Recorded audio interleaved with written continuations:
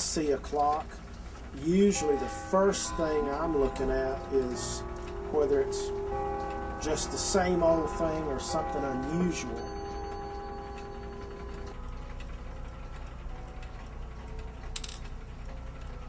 Being a repairman, obviously I prefer the antique clocks, the older ones, but the mechanisms are mostly the same in all of the newer stuff, so the antiques are the ones that strike my fancy.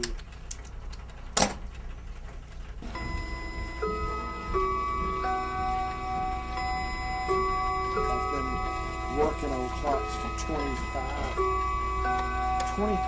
plus years now. It's kind of hard to believe sometimes, but there are not too many that I haven't seen, but occasionally one will pop up that I've never seen one just like it, and that's always a little bit more of a fascination if you're working on one that you've never seen the mechanism before, or never seen one exactly like it before.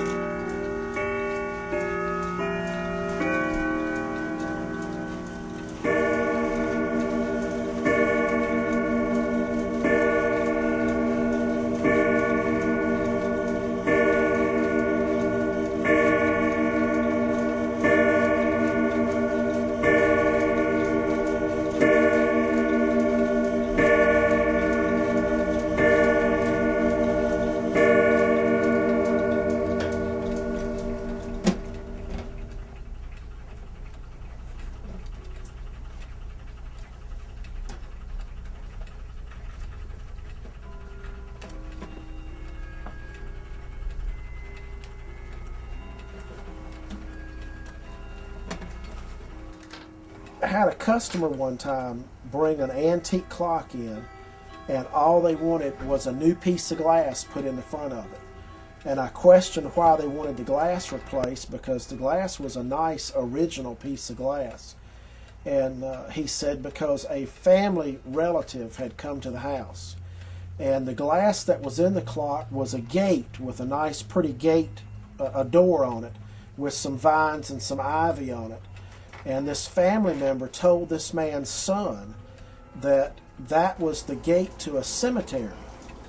And every time the pendulum swung back and forth in front of that gate, he was one step closer to his grave. And so the son went ballistic and couldn't stand the clock to run.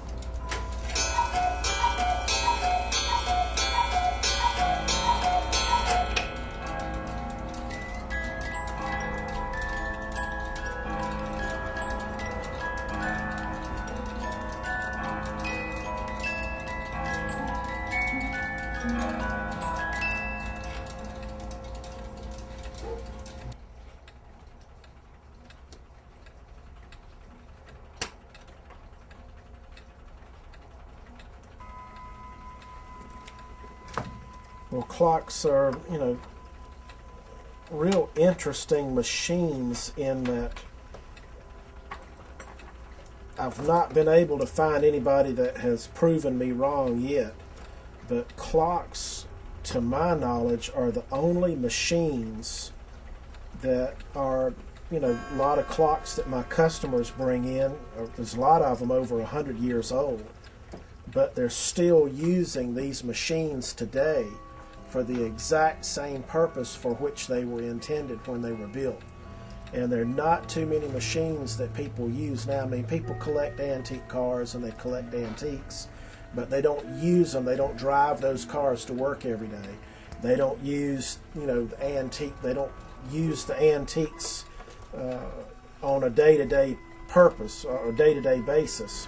But clocks, they still use them today for exactly the same purpose that they were made for 100 years ago. And I think that's kind of unusual.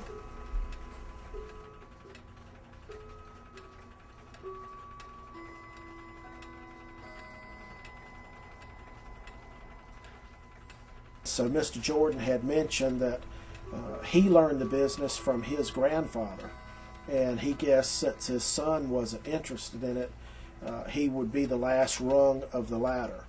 And a couple of years after that article is when I got to know him and ended up picking up the business from him. Mr. Jordan, he was from the Cambridge area, and there was a tower clock that none of the other repairmen in that area had been able to repair.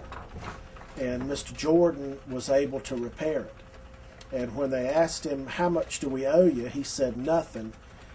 People deserve to be able to look up and see what time it is without having to freeze their fingers off by reaching into their pockets to pull out their watches.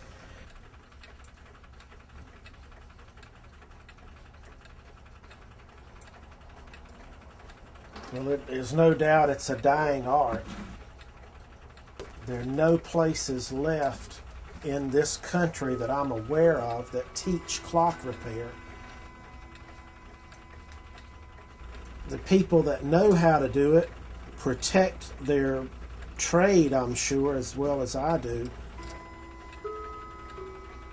And maybe by the time I get to 60-something, I'll be ready to pass this along to somebody. I just haven't had the desire to do it yet.